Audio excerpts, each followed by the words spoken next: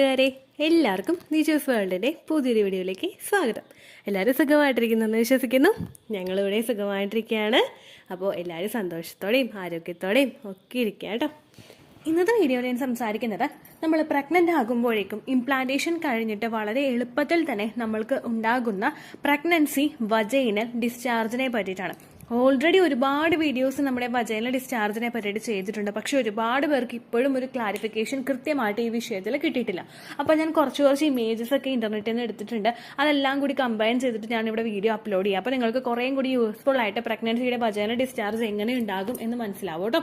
അപ്പോൾ നമുക്ക് അതിനെപ്പറ്റി ഡീറ്റെയിൽഡ് ആയിട്ട് നോക്കാം. എന്തുകൊണ്ടാണ് ഇത് ഉണ്ടാവുന്നത്, എങ്ങനെയായിരിക്കും ഇത് നമുക്ക് ഐഡന്റിഫൈ ചെയ്യാൻ സാധിക്കുന്നത്, എന്തായിരിക്കും ഇതിന്റെ ടെക്സ്ചർ, ഇങ്ങനെയുള്ള ഓരോ കാര്യങ്ങൾ സ്റ്റെപ്പ് ബൈ സ്റ്റെപ്പ് ആയിട്ട് നമുക്ക് നോക്കാം കേട്ടോ. അപ്പോൾ നമുക്ക് വീഡിയോ സ്റ്റാർട്ട് ചെയ്യാം. തുടക്കത്തിൽ തന്നെ പറയാം, പ്രഗ്നൻസിയുടെ വജൈനൽ ഡിസ്ചാർജ് പ്രഗ്നൻസിയുടെ തുടക്കത്തിൽ തന്നെ എല്ലാവർക്കും ഉണ്ടായിക്കൊള്ളണമെന്ന് യാതൊരു തരത്തിലുള്ള നിർബന്ധമില്ല. എൻ്റെ ഫസ്റ്റ് പ്രഗ്നൻസിയിൽ എനിക്ക് ഡിസ്ചാർജ് ഉണ്ടായിട്ടുണ്ടായില്ല. പക്ഷെ എൻ്റെ സെക്കൻഡ് പ്രഗ്നൻസിയിൽ എനിക്ക് എളുപ്പത്തിൽ ഈ ഒരു വജൈനൽ ഡിസ്ചാർജ് ഐഡന്റിഫൈ ചെയ്യാനായിട്ട് സാധിച്ചിട്ടുണ്ടായിരുന്നു. അങ്ങനെ പലതരത്തിലുള്ള പ്രഗ്നൻസി ലക്ഷണങ്ങളായിരിക്കും പലർക്കും ഉണ്ടാവുന്നത്. ഫസ്റ്റ് പ്രഗ്നൻസി പോലെ ആയിരിക്കില്ല സെക്കൻഡ് പ്രഗ്നൻസി ഉണ്ടാവുന്നത് കേട്ടോ. അപ്പോൾ ഇങ്ങനെയുള്ള ലക്ഷണം നിങ്ങൾക്ക് കണ്ടിട്ടില്ലെങ്കിലും നിങ്ങൾ വിഷമിക്കേണ്ട യാതൊരു തരത്തിലുള്ള ആവശ്യവുമില്ല. പീരീഡ്സ് ഡേറ്റ് മിസ്സാകുന്നുണ്ടോ എന്ന് മാത്രം നിങ്ങൾ ശ്രദ്ധിച്ചാൽ മതി.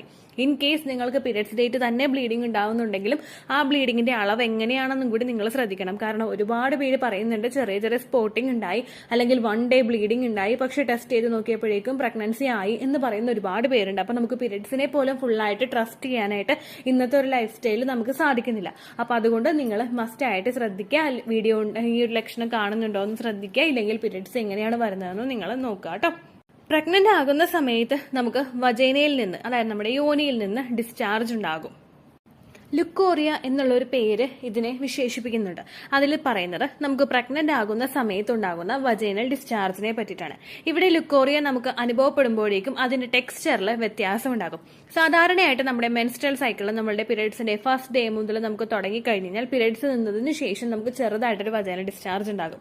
അതിനുശേഷം ഗ്രാജുവലി നമുക്ക് വജൈനൽ ഡിസ്ചാർജിന്റെ അളവ് കൂടി വരികയും ഓവുലേഷൻ ഉണ്ടാവുന്നു. ഓവുലേഷൻ കഴിഞ്ഞതിന് ശേഷം ജസ്റ്റ് ഒരു ഹോർമോൺ ചേഞ്ച് ഉണ്ടാവുമ്പോഴേക്കും നമുക്ക് വജൈനൽ ഡിസ്ചാർജ് വേറൊരു ഫോമിൽ ഉണ്ടാകും. അതിനുശേഷം പീരിയഡ്സ് ആകുന്നതിന് മുൻപ് നമുക്ക് വജൈനൽ ഡിസ്ചാർജ് ചിലർക്കൊക്കെ അനുഭവപ്പെടും. അങ്ങനെ ഒരു സ്ത്രീയുടെ മെൻസ്ട്രൽ സൈക്കിളിന്റെ ആ ഒരു ലെങ്ത്തിൽ ഏതെങ്കിലും ഒരു സമയത്ത് വജൈനൽ ഡിസ്ചാർജ് അനുഭവപ്പെടുന്നത് നോർമൽ ആയിട്ടുള്ള ഒരു കാര്യമാണ്. പക്ഷേ ഇവിടെ പ്രഗ്നൻസി ആകുമ്പോൾ ഒരു സ്ത്രീക്കുണ്ടാകും വജൈനൽ ഡിസ്ചാർജ് കാണപ്പെടുന്നത് എപ്പോഴാണോ ഇംപ്ലാന്റേഷൻ നടക്കുന്നത് അതിന് ശേഷമായിരിക്കും. ഇംപ്ലാന്റേഷൻ നമുക്കുണ്ടാവുന്നത് ഓവുലേഷൻ കഴിഞ്ഞിട്ട് 6 to 12 ഡേയ്സിനകത്താണ്. 6 മുതൽ 12 ദിവസത്തിനകത്താണ് ഇംപ്ലാന്റേഷൻ ഉണ്ടാവുന്നത്. ഇംപ്ലാന്റേഷൻ എന്ന് പറയുന്നത് നമ്മുടെ യൂട്രസിന്റെ ലൈനിങ്ങിൽ വന്ന് ഫെർട്ടിലൈസ്ഡ് ആയിട്ടുള്ള എഗ് അറ്റാച്ച് ആവുന്നതാണ്. ഇംപ്ലാന്റേഷൻ കഴിഞ്ഞതിന് ശേഷം നമ്മുടെ ആ ഒരു ശരീരം മറ്റുള്ള കുറേയും കൂടി ഒന്ന് ആക്റ്റീവ് ആകാനായിട്ട് തുടങ്ങും. കാരണം ഫെർട്ടിലൈസ്ഡ് ആയിട്ടുള്ള എഗ്ഗിനെ ഒന്ന് നറീഷ് ചെയ്യാൻ വേണ്ടിയിട്ട്, അതിനൊന്ന് സപ്പോർട്ട് ചെയ്ത് കൊടുക്കാൻ വേണ്ടിയിട്ട് നമ്മളുടെ ശരീരത്തിലെ ഓരോ ഭാഗങ്ങളും വർക്ക് ചെയ്യാനായിട്ട് തുടങ്ങും. ഇങ്ങനെ പ്രവർത്തിക്കുന്നതിന്റെ ഭാഗമായിട്ട് നമുക്ക് ഒരുപാട് വ്യത്യാസങ്ങൾ ശരീരത്തിലെ പല ഭാഗങ്ങളിലും കാണാനായിട്ട് സാധിക്കും. ഇതിന്റെ മുന്നോടിയായിട്ടാണ് നമുക്ക് വജൈനൽ ഡിസ്ചാർജ് അനുഭവപ്പെടുന്നത്. അപ്പോൾ ഫസ്റ്റത്തെ ക്വസ്റ്റിന്റെ ആൻസർ നിങ്ങൾക്ക് കിട്ടിയിട്ടുണ്ടാകും. ഇത് എപ്പോൾ മുതൽ കാണപ്പെടും എന്നതിനെ പറ്റിയിട്ട്. നമുക്ക് ഇംപ്ലാന്റേഷൻ കഴിഞ്ഞതിന് ശേഷം നമുക്ക് ഈ വജൈനൽ ഡിസ്ചാർജ് ഉണ്ടാകാം. ചിലർക്ക് ഇംപ്ലാന്റേഷൻ കഴിഞ്ഞിട്ട് വെരി നെക്സ്റ്റ് ഡേ മുതൽ തന്നെ വജൈനൽ ഡിസ്ചാർജ് ഉണ്ടാകാം. ചിലർക്ക് പീരിയഡ്സ് ഡേറ്റ് മിസ്സായതിനു ശേഷമായിരിക്കും വജൈനൽ ഡിസ്ചാർജ് അനുഭവപ്പെടുന്നത് കേട്ടോ. രണ്ടാമതായിട്ട് എല്ലാവരും ചോദിക്കുന്ന ഒരു ക്വസ്റ്റ്യൻ ആണ് ഇതിന്റെ ടെക്സ്ചർ എന്താണെന്ന് ഉള്ളതിനെ പറ്റിയിട്ട്. ഇതിന്റെ ടെക്സ്ചർ അല്ലെങ്കിൽ ഇതിന്റെ ഘടന എന്ന് പറയുന്നത് ഇത് തിന്നായിരിക്കും. സാധാരണ നമുക്ക് പീരിയഡ്സ് ആകുന്നതിന് മുൻപ് ഒരു വജൈനൽ ഡിസ്ചാർജ് ഉണ്ടാകും. ഭയങ്കര തിക്കായിരിക്കും, ഭയങ്കര കട്ടിയിലിരിക്കുന്ന, നമ്മളൊരു കയ്യിലെടുത്തു കഴിഞ്ഞാൽ അങ്ങോട്ട് ഒട്ടും വലിയാത്ത തരത്തിലുള്ള, ഒരു വിരലിൽ തന്നെ ഒട്ടിപ്പിടിക്കുന്ന തരത്തിലുള്ള ഡിസ്ചാർജ് ആയിരിക്കും നമുക്ക് നോർമലി ഉണ്ടാവുന്നത്. പക്ഷെ ഇതങ്ങനെയല്ല. തിന്നായിട്ടുള്ള മിൽക്കി വൈറ്റ് ആയിട്ടുള്ള, അതായത് പാൽപ്പാടയുടെ പോലെ കുറച്ചൊന്ന് തിന്നായിട്ടുള്ള ഡിസ്ചാർജ്, കുറച്ച് നമുക്കൊന്ന് വലിച്ചു നീട്ടാൻ പറ്റുന്ന തരത്തിലുള്ള ഡിസ്ചാർജ് ആയിരിക്കും നമുക്ക് അനുഭവപ്പെടുന്നത്. ഏകദേശം ഓവുലേഷൻ നടക്കുന്ന സമയത്ത് നമുക്കുണ്ടാകുന്ന വജൈനൽ ഡിസ്ചാർജ് ഉണ്ടാവില്ലേ, അതുപോലെ ഒരു തിന്നായിരിക്കും. കാരണം ആ ഡിസ്ചാർജിന് ഒട്ടും തന്നെ കട്ടിയില്ല. കാരണം ആ ഡിസ്ചാർജ് കട്ടിയിൽ വന്നു കഴിഞ്ഞാൽ സെമനകത്തേക്ക് പ്രവേശിക്കാനായിട്ട് സാധിക്കില്ല. അതുപോലെ തന്നെ നമുക്ക് ഈ ഓവുലേഷൻ ഉണ്ടാവുന്ന ഡിസ്ചാർജിനെ പോലെ തന്നെ ഇംപ്ലാന്റേഷൻ നടക്കുന്ന സമയത്ത് ഉണ്ടാവുന്ന വജൈനൽ ഡിസ്ചാർജും തിന്നായിരിക്കും. അതിൽ മിൽക്കി വൈറ്റ് അല്ലെങ്കിൽ പാൽപ്പാടയുടെ പോലുള്ള കളറായിരിക്കും ഇതിന് ഉണ്ടാവുന്നത്. അത് അതിന്റെ സ്ട്രക്ചർ എന്ന് പറയുന്നത് നമുക്ക് സ്ട്രെച്ച് ചെയ്യാനായിട്ട് പറ്റുന്ന, അതായത് നമുക്ക് 2 വിരലുകൾക്കിടയിൽ വെച്ചിട്ടൊന്ന് വലിച്ചു നീട്ടാൻ നോക്കിക്കഴിഞ്ഞാൽ കുറച്ചെങ്കിലും ഒന്ന് വലിച്ചു നീങ്ങുന്ന തരത്തിലുള്ള ഡിസ്ചാർജ് ആയിരിക്കും നമുക്ക് ഉണ്ടാവുന്നത്. അപ്പൊ രണ്ടാമത്തെ ക്വസ്റ്റിന്റെ ആൻസർ നിങ്ങൾക്ക് കിട്ടിയെന്ന് വിചാരിക്കുന്നു, അതിന്റെ ടെക്സ്ചർ. മൂന്നാമത് എല്ലാവരും ചോദിക്കുന്നതാണ് അതിന്റെ ക്വാണ്ടിറ്റി. നമ്മൾ സാധാരണയായിട്ട് നമ്മുടെ മെൻസ്ട്രൽ സൈക്കിളിന്റെ ആ ഒരു ടൈമിൽ നമുക്ക് വജൈനൽ ഡിസ്ചാർജ് ഉണ്ടായി കഴിഞ്ഞാൽ ഒരിക്കലും അത് കൂടുതലായിരിക്കില്ല. അതായത് നമുക്ക് ഇറിറ്റേഷൻ ഉണ്ടാവുന്ന തരത്തിൽ അല്ലെങ്കിൽ നമുക്ക് ഡിസ്ചാർജ് പോകുന്നുണ്ട് എന്ന തരത്തിൽ ഫീൽ ചെയ്യുന്നത് പോലെയുള്ളതായിരിക്കില്ല നോർമൽ ആയിട്ട് ഒരു സ്ത്രീക്ക് മെൻസ്ട്രൽ സൈക്കിളിൽ ഉണ്ടാവുന്ന വജൈനൽ ഡിസ്ചാർജ് എന്ന് പറയുന്നത്. പക്ഷേ ഇവിടെ നമ്മൾ പ്രഗ്നന്റ് ആകുമ്പോഴുണ്ടാകുന്ന വജൈനൽ ഡിസ്ചാർജ് നമുക്ക് ആ ഒരു നനവ് അല്ലെങ്കിൽ ഒരു വെറ്റ്നെസ് നമുക്ക് ഫീൽ ചെയ്യാനായിട്ട് തുടങ്ങും. നമ്മുടെ ആ പാൻറ്റീസിൽ ഇതായിട്ടുണ്ട് എന്നുള്ളൊരു സിഗ്നൽ നമുക്ക് കിട്ടുന്ന തരത്തിലുള്ള ഡിസ്ചാർജ് നമുക്ക് ആ സമയത്ത് ഉണ്ടാകാം. നേരെ മറിച്ച് നമുക്ക് പീരീഡ്സിന്റെ സമയത്തൊക്കെ ഉണ്ടാകുന്ന വജൈനൽ ഡിസ്ചാർജ് ആണെങ്കിൽ നമ്മൾ യൂറിനേറ്റ് ചെയ്തിട്ട് അവിടേക്ക് ഒന്ന് ക്ലീൻ ചെയ്യുന്ന സമയത്ത് അല്ലെങ്കിൽ വജൈന ഒന്ന് വൈപ്പ് ചെയ്ത് ക്ലിയർ ചെയ്യുന്ന സമയത്തായിരിക്കും നമുക്ക് ഈ ഒരു വജൈനൽ ഡിസ്ചാർജ് ഫീൽ ചെയ്യാനായിട്ട് ഐഡന്റിഫൈ ചെയ്യാനായിട്ട് സാധിക്കുന്നത്. പക്ഷേ ഈ ഡിസ്ചാർജ് അങ്ങനെയല്ല, നമുക്ക് അവിടെ ഫൈൻഡ് ഔട്ട് ചെയ്യാനായിട്ട് സാധിക്കും. നമുക്ക് ഐഡന്റിഫൈ ചെയ്യാം അത് പോകുന്നുണ്ട് എന്നുള്ളത് നമുക്ക് ഐഡന്റിഫൈ ചെയ്യാം. അതുപോലെ തന്നെ നോർമലി നമുക്ക് ഇതിന് മുൻപ് ഉണ്ടായിട്ടുള്ള വജൈനൽ ഡിസ്ചാർജിനെ അപേക്ഷിച്ച് അതിന്റെ ക്വാണ്ടിറ്റി വളരെയധികം കൂടുതലായിരിക്കും. അതിന്റെ എന്താ പറയുക, പോകുന്നതിന്റെ അളവ് വളരെയധികം കൂടുതലായിരിക്കും. ആ ഒരു ലക്ഷണം വെച്ചുകൊണ്ട് മാത്രം നമുക്ക് ഇത് പ്രഗ്നൻസി ഡിസ്ചാർജ് ആണോ എന്ന് മനസ്സിലാക്കാനായിട്ട് സാധിക്കും കേട്ടോ. നോർമലി പോകുന്നതിനേക്കാളും ഒരുപാട് കൂടുതൽ പോകുന്നുണ്ടെങ്കിൽ അത് പ്രഗ്നന്റ് ആകുമ്പോൾ ഉണ്ടാവുന്നതാണ്. അടുത്തെല്ലാവരും ചോദിക്കുന്ന ക്വസ്റ്റ്യനാണ് ഇതിന്റെ സ്മെല്ല്. ഇതിന് സ്മെല്ല് ഉണ്ടാവില്ല. നമ്മൾ ഭയങ്കരമായിട്ട് മൂക്കിന് അടുത്ത് കൊണ്ടുപോയിട്ട് ഭയങ്കര ഡീപ്പായിട്ട് സ്മെല്ല് ചെയ്ത് കഴിഞ്ഞാൽ ചിലപ്പോൾ അതിന് ലൈറ്റ് സ്മെല്ല് ഉണ്ടാകും.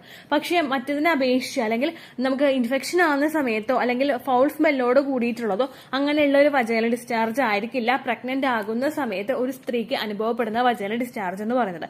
അപ്പോൾ ഇതിന് സ്മെല്ല് ഒട്ടും തന്നെ ഉണ്ടാവില്ല. ഉണ്ടെങ്കിൽ തന്നെ ഭയങ്കര ലൈറ്റ് ആയിട്ടുള്ള ഒരു സ്മെല്ല് മാത്രമേ പ്രഗ്നന്റ് ആകുന്ന സമയത്ത് ഒരു സ്ത്രീക്ക് ഉണ്ടാവുന്ന വജൈനൽ ഡിസ്ചാർജിൽ ഉണ്ടാവുകയുള്ളൂ. ചിലർക്ക് ഇത്തരത്തിലുള്ള വജൈനൽ ഡിസ്ചാർജ് പോകുമ്പോഴേക്കും ചെറിയ ചൊറിച്ചിൽ അനുഭവപ്പെടും.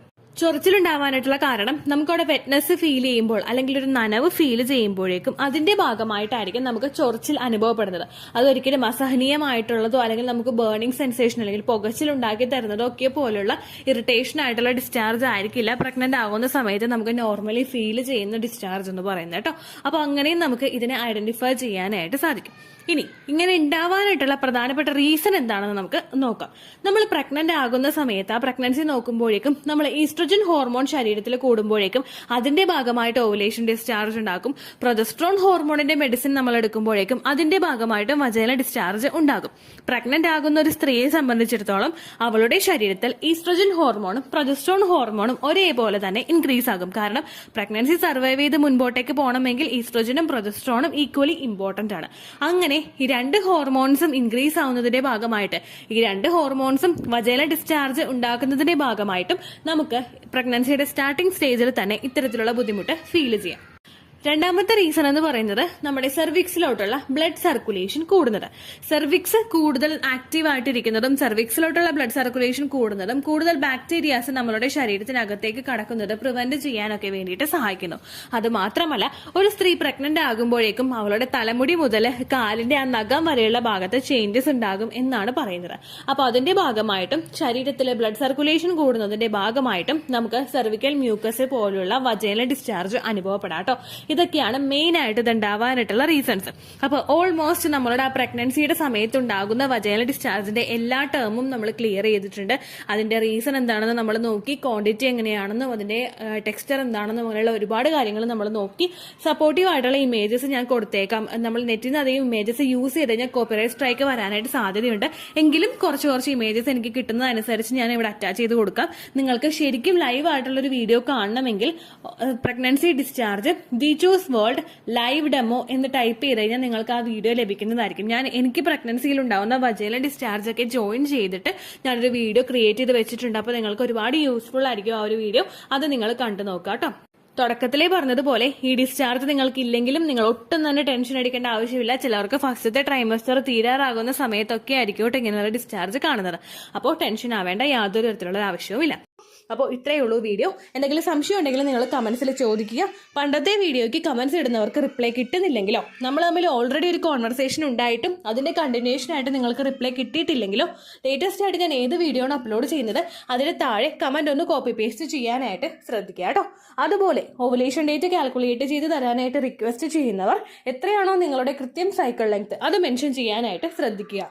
സൈക്കിൾ ലെങ്ത് എന്നതുകൊണ്ട് ഉദ്ദേശിച്ചത് ഓരോ മാസവും എത്ര ദിവസം കൂടുമ്പോഴാണോ ബ്ലീഡിങ് വരുന്നത് അതിനെയാണ് കേട്ടോ ഉദ്ദേശിച്ചത്. അതായത് ജനുവരിയിൽ നിങ്ങൾക്ക് ഒരു 1-ാം തീയതിയാണ് ബ്ലീഡിങ് വന്നതെങ്കിൽ, ഫെബ്രുവരിയിൽ നിങ്ങൾക്ക് 2-ാം തീയതിയാണ് ബ്ലീഡിങ് വരുന്നതെങ്കിൽ, ജനുവരി 1-നെ ഡേ 1 ആയിട്ടെടുത്ത് ഫെബ്രുവരി 2 വരെ എത്ര ദിവസമുണ്ടോ അത് എണ്ണി പറയുന്നതാണ് സൈക്കിൾ ലെങ്ത് എന്നതുകൊണ്ട് ഉദ്ദേശിച്ചത് കേട്ടോ. ബ്ലീഡിങ് നടന്ന ദിവസം നിങ്ങൾ എടുത്താൽ മതിയാകും. സ്പോട്ടിങ് നടന്ന ദിവസം, അതായത് ചെറുതായിട്ടുള്ള ബ്രൗൺ ഡിസ്ചാർജോ ബ്രൗൺ കളറുള്ള സ്പോട്ടിങ്ങോ വന്ന ദിവസം നിങ്ങൾ എടുക്കേണ്ട ആവശ്യം ഇല്ല കേട്ടോ. അപ്പോൾ ഇതുപോലെ തന്നെ നിങ്ങൾ ശ്രദ്ധിക്കുക. സൈക്കിൾ ലെങ്ത് ചോദിക്കുന്ന സമയത്ത് എന്നാണോ ഡേറ്റ് അത് നിങ്ങൾ മെൻഷൻ ചെയ്യാതിരിക്കുക. അതായത് ചില ആളുകൾ ജനുവരി 16, ഫെബ്രുവരി 14 അങ്ങനെ പറയും. അങ്ങനെ പറഞ്ഞുകൊണ്ട് കാര്യമില്ല കേട്ടോ. അപ്പോൾ ഇത്രയേ ഉള്ളൂ വീഡിയോ. അടുത്തൊരു യൂസ്ഫുൾ വീഡിയോ ആയിട്ട് നമുക്ക് വീണ്ടും കാണാം. ബൈ.